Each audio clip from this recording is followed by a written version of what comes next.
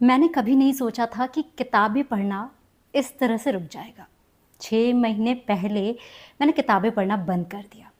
उस वक़्त अचानक मुझे ऐसा लगा कि लगातार ज़्यादा से ज़्यादा किताबें पढ़ते जाना इस बात की गारंटी नहीं है कि मैं ज़्यादा से ज़्यादा सीख रही हूँ।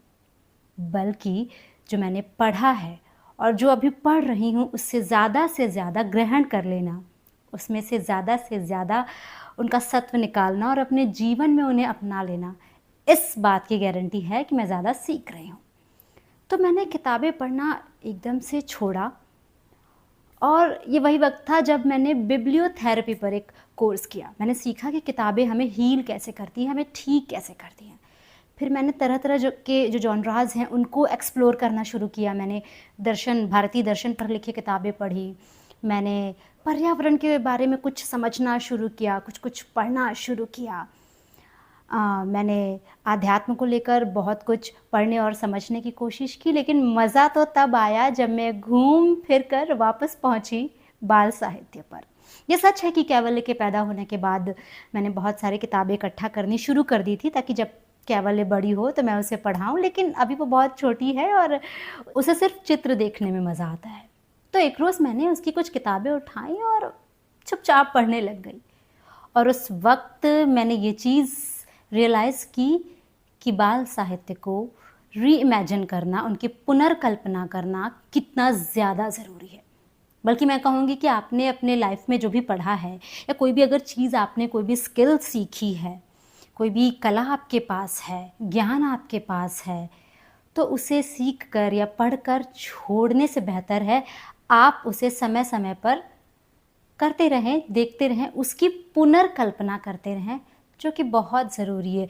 चलिए आपको आसान भाषा में समझा देती हूँ कि रीइमेजिनेशन किताबों के लिए कितना ज़रूरी है। तो 3 कारण हैं जिसकी वजह से बाल साहित्य को रीइमेजिन करना बहुत ज़रूरी मुझे लगा। पहला कारण कि हर किताब उम्र के अलग-अलग दौर में आपके ऊपर अलग-अलग असर डालती है। कोई एक किताब मैंने आज पढ़ी तो ज़रूरी नहीं है कि 5 साल बाद भी उस किताब को पढ़कर मुझे वैसा ही महसूस होगा जैसा आज महसूस हो रहा है। दूसरा कारण है कि उस किताब को रीइमेजिन करना इसलिए ज़रूरी है क्योंकि वो बताता है कि उस किताब की उम्र क्या है, वो कितनी प्रासंगिक है, कितनी रिलेवेंट है। और तीसरा और सबसे ज़रूरी कारण है कि किसी किताब को रीइमेजिन करना इसलिए ज़रूरी है क्योंकि वो हमें आउट ऑफ द बॉक्स सोचना सिखाती है। जब हम दोबारा किसी किताब को पढ़ते हैं तो आप पाते हैं कि अक्सर ही हम उनमें से कोई नई चीज़ निकाल कर ले आते हैं। हम आउट ऑफ द बॉक्स जाते हैं, जिसे हम कह सकते हैं क्रिएटिव प्रॉब्लम सॉल्विंग। हम वो सीखना शुरू करते हैं। तो मैंने जब बच्चों की किताबें पढ़ना शुरू की और उन्हें रीइमेजिन किया, तो मैंने पाया कि वो एक वयस्क के लिए या मेरी उम्र में अगर आप हैं या 20 की उम्र के आगे के आप अवस्था में हैं, तो कैसे जो बच्चों के लिए किताबें लिखी गई हैं, वो आपके जीवन में भी वैल्यू ऐड करती हैं, आपको भी बहुत कुछ देकर जाती हैं। और अगर आप बहुत लाइट रीड ढूंढ रहे हैं तब तो ये बेस्ट है आपके लिए। तो आज का ये वीडियो उन सभी राइटर्स के लिए भी है जो बच्चों के लिए लिखना चाहते हैं या जो किताबें लिखना चाहते हैं, पब्लिशर्स के लिए हैं जो बच्चों के लिए किताबें प्रकाशित कर रहे हैं, टीचर्स के लिए हैं जो बच्चों को स्टोरी टेलिंग के ज़रिए कहानियाँ सुनाकर उन्हें सिखाती हैं, और मेरे और आपके जैसे पाठकों के लिए है जो किताबों से प्यार करते हैं, किताबें पढ़ना चाहते हैं। तो चलिए मैं आपको ये बताती हूँ कि मैंने कौन-कौन सी किताबें पढ़ी। मैंने पिक्चर्स बुक से स्टार्ट किया, चित्रों वाली जो किताबें होती हैं उन्हें पढ़ना शुरू किया और मैंने अपने जीवन को इन 6 महीनों में निरंतर बदलते हुए देखा है। चलिए पहली किताब से शुरू करते हैं। पहली किताब एकलव्य से प्रकाशित हुई है जिसका नाम है चिट्टी, एक कुत्ता और उसका जंगल फार्म। चिट्टी एक कुत्ते का नाम है जो अपने मालकिन के साथ जंगल में बसे एक फार्म हाउस में रहता है। किताब में बहुत ही सुंदर सुंदर से चित्र हैं और जिस तरह ये चित्र बच्चों को अपने आकर्षण के पाश में बांध लेते हैं, बड़ों को भी उसी तरह बांध लेते हैं। ख़ास तौर से हम स्क्रॉल करने वाली दुनिया से हटकर इन चित्रों में जब खोते हैं तो वास्तव में डिटॉक्सिफाइड होते हैं। खैर मैं चिट्टी के बारे में बात कर रही थी। चिट्टी की जो कहानी है वो न सिर्फ एक कुत्ते और उसके मालकिन के बीच के भावनात्मक संबंध की कहानी है, बल्कि ये पर्यावरण, जंतु और इंसान के बीच जो एक त्रिकोणीय संबंध होता है उस पर भी चर्चा करती है। उसका भी बहुत सुंदर चित्र प्रस्तुत करती है। कैसे चिट्टी ने फार्म हाउस का जीवन अपना लिया, जलवायु परिवर्तन का फार्म हाउस और वहाँ रहने वाले जीव जंतुओं पर क्या असर पड़ा, कैसे चिट्टी की मालकिन ने इस परिवर्तन का सामना किया, कैसे डील किया। इस किताब को पढ़ना न सिर्फ इस सुंदर कहानी में खो जाने जैसा था, बल्कि मुझे जीवन जीने का एक नया तरीका भी सीखने को मिला। मतलब फार्म हाउस का जीवन कैसा होता है, जंगल का जीवन कैसा होता है। भविष्य में मैं अगर कभी कोई पालतू जानवर पालूं तो चिट्टी से मिली अंतर्दृष्टि मुझे हमेशा प्रेरित करती रहेगी। चलिए अगली किताब के बारे में बताती हूँ, जो कैवल्य की बहुत फेवरेट है, और वो है आलय की उड़ान। एक पेड़ की कहानी है। मुझे इस किताब से ही पहली बार पता चला कि आलई बरगद के पेड़ को कहते हैं। तो बरगद के पेड़ पर दुनिया भर के पंछियों का बसेरा था, लेकिन एक रोज़ बरगद को लगा कि ये सारे पंछी घूम फिर कर आते हैं, उड़ते हैं, दूर दूर तक सैर कराते हैं, तो मैं क्यों नहीं कर पाता। और बस उसने अपने लिए कदम उठाया, उड़ गया। तो ये किताब जो है आउट ऑफ द बॉक्स लेकर जाती है, न सिर्फ बच्चों को बल्कि ये बड़ों को भी सिखाती है कि जीवन में अपने लिए सोचना और कदम उठाना ज़रूरी है, लेकिन अपने आप को स्वीकार करना उससे भी ज़्यादा ज़रूरी। तो अगर आप उस दौर से गुजर रहे हो जब आपको लग रहा है कि आप अपने से खुद से की गई उम्मीदें पूरी नहीं कर पा रहे हो, एक बार आलय की उड़ान ट्राई ज़रूर कीजिएगा। चलिए अगली किताब की ओर आगे बढ़ते हैं। एकलव्य की ही पेशकश है आई और मैं। ये सारी किताबें मैं इस बार बुक फेयर से लेकर आई हूँ, और एकलव्य पर मुझे बहुत अच्छी अच्छी किताबें दिखी जिनसे मैंने बहुत कुछ सीखा और इमेजिन किया, तो वही आज आपको दिखा रही हूँ। आई और मैं पढ़कर सबसे पहले तो मुझे इस बात का ताज्जुब हुआ कि एक गंभीर बीमारी के विषय में किस तरह से कोई किताब इतनी आसानी से बच्चों के लिए कहानी कह सकती है। आई जब बहुत दिनों बाद हॉस्पिटल से लौट कर घर आती हैं तो उनके सिर के सारे बाल गायब रहते हैं। बिटिया उन्हें देखकर हैरान है। बिटिया की क्या प्रतिक्रिया है, और उससे भी बढ़कर आई कैसे इस परिस्थितियों के साथ निपटती है, कैसे इस सिचुएशन से डील करती है। ये पढ़ना एक बहुत सुंदर अनुभव था, और न सिर्फ इस किताब ने माँ बेटी के एक भावनात्मक रिश्ते पर बहुत अच्छी इंसाइट्स मुझे दी, बल्कि मुझे ये भी बताया कि रिश्ता चाहे जितना भी नाजुक हो, मजबूत हो, एक समय ऐसा आता है जब आपको समझ में नहीं आता कि क्या जवाब देना है, इस विषय पर कैसे बात करनी है। इस किताब ने मुझे वो सिखाया, कैसे आई ऐसे कठिन विषयों को डील करती है और बच्ची को सिखाती है कि अपने आप को स्वीकारना कितना ज़रूरी है। तो रिश्ता हर हालत में मजबूत बना रह सकता है, बस आई जैसा दिलेर इंसान होना चाहिए, आजी जैसी ममता और जीवन को जीने का जज्बा ज़रूरी है। अगली किताब जो मैं आपको बताने वाली हूँ वो है मैं हूँ छुटकू। तो फ्लाई ड्रीम्स से ये किताब आई है। अगर आप लोग फ्लाई ड्रीम्स के बारे में नहीं जानते हैं तो मैं बता दूं कि इन दिनों फ्लाई ड्रीम्स प्रकाशन बच्चों के लिए बहुत अच्छे अच्छे प्रयोग कर रहे हैं और बहुत प्यारी प्यारी किताबें लेकर आ रहे हैं। तो उन्होंने कुछ ग्राफिक्स बुक निकाली है बच्चों के लिए, जिसमें ये जो मैं हूँ छुटकू है, ये मुझे ख़ास तौर से इसलिए पसंद आई क्योंकि इसमें जो पिक्चर्स हैं वो बहुत सुंदर सुंदर हैं। तो छुटकू की पिक्चर देख के तो मुझे भी लगा कि एक छोटा सा छुटकू ऐसा मेरे पास भी होना चाहिए, जैसे ये बच्ची लेके घूम रही है। मैं हूँ छुटकू भी एक कुत्ते की कहानी है जो अपनी मालकिन रिमझिम के साथ रहता है। रिमझिम ने 12वीं कक्षा में टॉप किया है, बहुत अच्छे इंजीनियरिंग कॉलेज में उसका एडमिशन हो गया है, लेकिन वो छुटकू को लेकर तो नहीं जा सकती।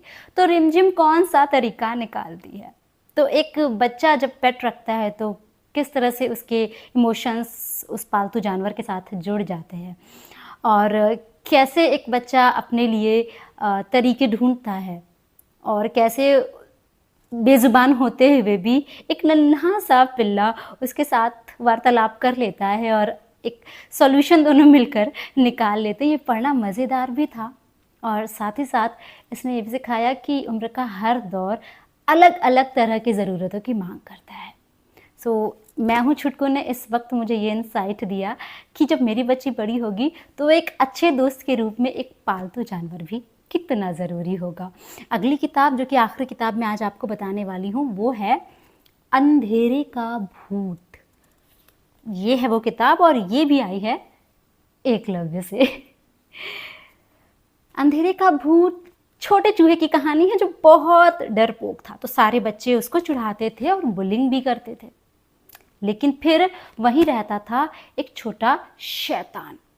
तो एक दिन नन्हे चूहे ने किसी तरह अपने डर पर काबू पा लिया। सारे लोग हैरान हो गए कि ऐसा क्या हुआ कि नन्हा चूहा भूत से डरना छोड़ दिया है उसने। और फिर एक दिन सबने उसे एक पार्टी में इनवाइट किया और छोटे शैतान ने उसके मज़े लेने की ठानी। तो क्या नन्हे चूहे का डर वापस आया? तो एक तरह की हॉरर कॉमेडी है ये किताब, जो वास्तव में एक बहुत बड़ी सीख बहुत ही सिंपल लैंग्वेज में, बहुत ही सरल भाषा में सिखा देती है, और वो है इमोशनल मैनेजमेंट। अपनी फीलिंग्स को समझना, अपनी फीलिंग्स को मैनेज करना, अपने आप को लेकर जागरूक रहना, यानी सेल्फ अवेयर रहना। इस किताब ने मुझे मज़े मज़े में सिखा दिया। एक छोटे बच्चे का डर जब वापस आता है तो क्या सिचुएशन होती है और कितना ज़रूरी है खुद को मैनेज करना और खुद के इमोशंस को मैनेज करना। और लाइफ में इस तरह की चीज़ें होती रहती है, तो ये कोई बहुत बड़ी बात नहीं है। तो ऐसी सिचुएशन में काम कैसे रहा जाए, और जो वो वाला एटीट्यूड होता है, जाने दो कोई बात नहीं, कैसे लेकर आया जाए, ये भी मुझे अंधेरे के भूत ने सिखाया। एंड इस बात में कोई शक नहीं है कि मैं इन सारी किताबों को कैवल्य के साथ भी पढ़ने वाली हूँ, जिनमें से एक तो हमने पढ़ना शुरू कर दिया क्योंकि वो अक्सर आलई की उड़ान खोलती है और कहती है कि मुझे आलई का पेड़ दिखाओ इशारे से। तो ये तो हमने शुरू कर दिया है, बाकी किताबें भी उसके साथ पढ़नी है। चाहे आप रात को सोने से पहले पढ़ें, चाहे दिन में बच्चों के साथ बैठकर पढ़ें, चाहे खुद को एक हाथ में चाय का कप ले लिया और इन किताबों के साथ खुद को कैद कर ले, आप बहुत कुछ सीखेंगे। री इमेजिनेशन जब मैंने इन किताबों का किया तो किस तरह की चीज़ें निकल कर आईं, वो मैं आपको ज़रूर बताना चाहती हूँ। इनसे आपको बहुत ज़रूरी इंसाइट्स मिलेगी, मदद मिलेगी। जिनमें से पहला तो ये है कि मैं इन किताबों को पढ़ते हुए उस एक ट्रैप से बाहर आई जिसके अनुसार मुझे हर किसी की, अपनी भी उम्मीदों पर हमेशा खरा उतरना चाहिए। दूसरी चीज़, हम लाइफ को जितना कॉम्प्लिकेटेड समझते हैं वो वास्तव में वैसी होती नहीं है, क्योंकि आधी से ज़्यादा प्रॉब्लम्स तो हमने खुद ही बनाई हुई होती है। और जब हम बच्चों के लिए लिखी किताबें पढ़ते हैं ना, तो बहुत ही आसान भाषा में हमें एकदम से एक बल्ब जलता है दिमाग में और समझ में आता है कि ये तो बहुत ही आसान सी छोटी सी चीज़ है और हम इतना ज़्यादा सोच रहे हैं। और एक अच्छी चीज़ कि मुझे जीवन के बहुत से ऐसे अर्थ मिले, बहुत सी ऐसी नई बातें पता चली जिन्हें मैं देख नहीं पा रही थी, क्योंकि एक ट्रैप सा था, क्योंकि एक चश्मा सा चढ़ा हुआ था।